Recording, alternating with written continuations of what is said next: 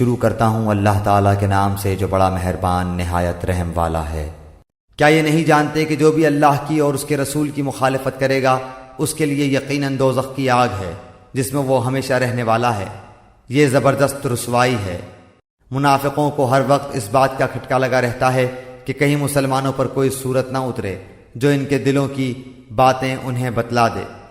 کہہ دیجئے کہ تم مذاق اڑاتے رہو، یقیناً اللہ تعالیٰ اسے ظاہر کرنے والا ہے جس سے تم ڈر دبک رہے ہو۔ اگر آپ ان سے پوچھیں تو صاف کہہ دیں گے کہ ہم تو یوں ہی آپس میں ہنس بول رہے تھے۔ کہہ دیجئے کہ اللہ، اس کی آیتیں اور اس کا رسول ہی تمہارے ہنسی مذاق کے لیے رہ گئے ہیں۔ تم بہانے نہ بناؤ، یقیناً تم اپنے ایمان کے بعد بے ایمان ہو گئے۔ اگر ہم تم میں سے کچھ لوگوں سے درگزر بھی کر لیں تو کچھ لوگوں کو ان کے جرم کی سنگین سزا بھی دیں گے۔ تمام منافق مرد و عورت آپس میں ایک ہی ہیں، یہ بری باتوں کا حکم دیتے ہیں اور بھلی باتوں سے روکتے ہیں اور اپنی مٹھی بند رکھتے ہیں۔ یہ اللہ کو بھول گئے، اللہ نے انہیں بھلا دیا۔ بے شک منافق ہی فاسد و بد کردار ہیں۔ اللہ تعالیٰ ان منافق مردوں، عورتوں اور کافروں سے جہنم کی آگ کا وعدہ کر چکا ہے جہاں یہ ہمیشہ رہنے والے ہیں۔ وہی انہیں کافی ہے، ان پر اللہ کی پھٹکار ہے اور انہی کے لیے دائمی عذاب ہے۔ مثل ان لوگوں کے جو تم سے پہلے تھے، تم میں سے وہ زیادہ قوت والے تھے اور زیادہ مال اولاد والے تھے، پس وہ اپنا دینی حصہ برت گئے، پھر تم نے بھی اپنا حصہ برت لیا، جیسے تم سے پہلے کے لوگ اپنے حصے سے فائدہ مند ہوئے تھے، اور تم نے بھی اسی طرح مذاقانہ بحث کی جیسے کہ انہوں نے کی تھی۔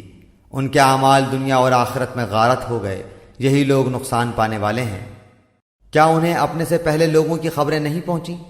قوم نوح اور عاد اور سمود اور قوم ابراہیم اور اہل مدین اور اہل معتفقات، الٹی ہوئی بستیوں کے رہنے والے کی ان کے پاس ان کے پیغمبر دلیلیں لے کر پہنچے۔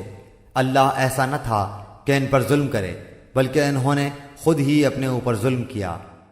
مومن مرد و عورت آپس میں ایک دوسرے کے مددگار و معاون اور دوست ہیں۔ وہ بھلائیوں کا حکم دیتے ہیں اور برائیوں سے روکتے ہیں، نمازوں کو پابندی سے بجا لاتے ہیں، زکوٰۃ ادا کرتے ہیں، اللہ کی اور اس کے رسول کی بات مانتے ہیں۔ یہی لوگ ہیں جن پر اللہ تعالیٰ بہت جلد رحم فرمائے گا۔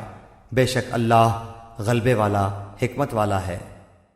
ان ایماندار مردوں اور عورتوں سے اللہ نے ان جنتوں کا وعدہ فرمایا ہے جن کے نیچے نہریں لہریں لے رہی ہیں، جہاں وہ ہمیشہ ہمیش رہنے والے ہیں، اور ان صاف ستھرے پاکیزہ محلات کا جو ان ہمیشگی والی جنتوں میں ہیں، اور اللہ کی رضامندی سے سب سے بڑی چیز ہے۔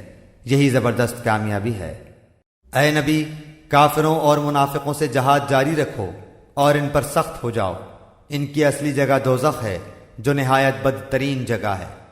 یہ اللہ کی قسمیں کھا کر کہتے ہیں کہ انہوں نے نہیں کہا، حالانکہ یقیناً کفر کا کلمہ ان کی زبان سے نکل چکا ہے، اور یہ اپنے اسلام کے بعد کافر ہو گئے ہیں، اور انہوں نے اس کام کا قصد بھی کیا جو پورا نہ کر سکے۔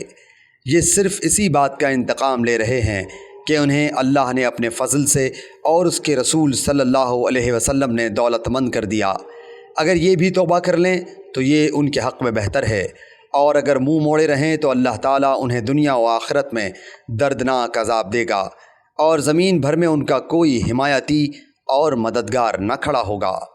ان میں وہ بھی ہیں جنہوں نے اللہ سے عہد کیا تھا کہ اگر وہ ہمیں اپنے فضل سے مال دے گا تو ہم ضرور صدقہ و خیرات کریں گے اور پکی طرح نیکوکاروں میں ہو جائیں گے، لیکن جب اللہ نے اپنے فضل سے انہیں دیا تو یہ اس میں سے بخیلی کرنے لگے اور ٹال مٹول کر کے منہ موڑ لیا۔ پس اس کی سزا میں اللہ نے ان کے دلوں میں نفاق ڈال دیا اللہ سے ملنے کے دنوں تک، کیونکہ انہوں نے اللہ سے کیے ہوئے وعدے کا خلاف کیا اور کیونکہ جھوٹ بولتے رہے۔ کیا وہ نہیں جانتے کہ اللہ کو ان کے دل کا بھید اور ان کی سرگوشی سب معلوم ہے، اور اللہ تعالیٰ غیب کی تمام باتوں سے خبردار ہے۔ جو لوگ ان مسلمانوں پر طعنہ زنی کرتے ہیں، جو دل کھول کر خیرات کرتے ہیں، اور ان لوگوں پر جنہیں سوائے اپنی محنت مزدوری کے اور کچھ میسر ہی نہیں، پس یہ ان کا مذاق اڑاتے ہیں، اللہ بھی ان سے تمسخر کرتا ہے۔ انہی کے لیے دردناک عذاب ہے۔ ان کے لیے تو استغفار کر یا نہ کر، اگر تو 70 مرتبہ بھی ان کے لیے استغفار کرے تو بھی اللہ انہیں ہرگز نہ بخشے گا۔ یہ اس لیے کہ انہوں نے اللہ سے اور اس کے رسول سے کفر کیا ہے۔ ایسے فاسق لوگوں کو رب کریم ہدایت نہیں دیتا۔ پیچھے رہ جانے والے لوگ رسول اللہ صلی اللہ علیہ وآلہ وسلم کے جانے کے بعد اپنے بیٹھے رہنے پر خوش ہیں۔ انہوں نے اللہ کی راہ میں اپنے مال اور اپنی جانوں سے جہاد کرنا ناپسند رکھا، اور انہوں نے کہہ دیا کہ اس گرمی میں مت نکلو۔ کہہ دیجئے کہ دوزخ کی آگ بہت ہی سخت گرم ہے، کاش کہ وہ سمجھتے ہوتے۔ پس انہیں چاہیے کہ بہت کم ہنسیں اور بہت زیادہ روئیں بدلے میں اس کے جو یہ کرتے تھے۔ پس اگر اللہ تعالیٰ آپ کو ان کی کسی جماعت کی طرف لوٹا کر واپس لے آئے، پھر یہ آپ سے میدان جنگ میں نکلنے کی اجازت طلب کریں، تو آپ کہہ دیجئے کہ تم میرے ساتھ ہرگز چل نہیں سکتے، اور نہ میرے ساتھ تم دشمنوں سے لڑائی کر سکتے ہو۔ تم نے پہلی مرتبہ ہی بیٹھ رہنے کو پسند کیا تھا، پس تم پیچھے رہ جانے والوں میں سے ہی بیٹھے رہو۔ ان میں سے کوئی مر جائے تو آپ اس کے جنازے کی ہرگز نماز نہ پڑھیں، اور نہ اس کی قبر پر کھڑے ہوں۔ یہ اللہ اور اس کے رسول کے منکر ہیں، اور مرتے دم تک بدکار بے اطاعت رہے ہیں۔ آپ کو ان کے مال و اولاد کچھ بھی بھلے نہ لگیں۔ اللہ کی چاہت یہی ہے کہ انہیں ان چیزوں سے دنیاوی سزا دے، اور یہ اپنی جانیں نکلنے تک کافر ہی رہیں۔ جب کوئی صورت اتاری جاتی ہے کہ اللہ پر ایمان لاؤ اور اس کے رسول کے ساتھ مل کر جہاد کرو، تو ان میں سے دولت مندوں کا ایک طبقہ آپ کے پاس آ کر یہ کہہ کر رخصت لیتا ہے کہ ہم تو بیٹھے رہنے والوں میں ہی چھوڑ دیجئے۔ یہ تو خانہ نشین عورتوں کا ساتھ دینے پر ریझ گئے، اور ان کے دلوں پر مہر لگا دی گئی۔ اب وہ کچھ سمجھ عقل نہیں رکھتے۔ لیکن خود رسول اللہ صلی اللہ علیہ وآلہ وسلم اور اس کے ساتھ کے ایمان والے اپنے مالوں اور جانوں سے جہاد کرتے ہیں۔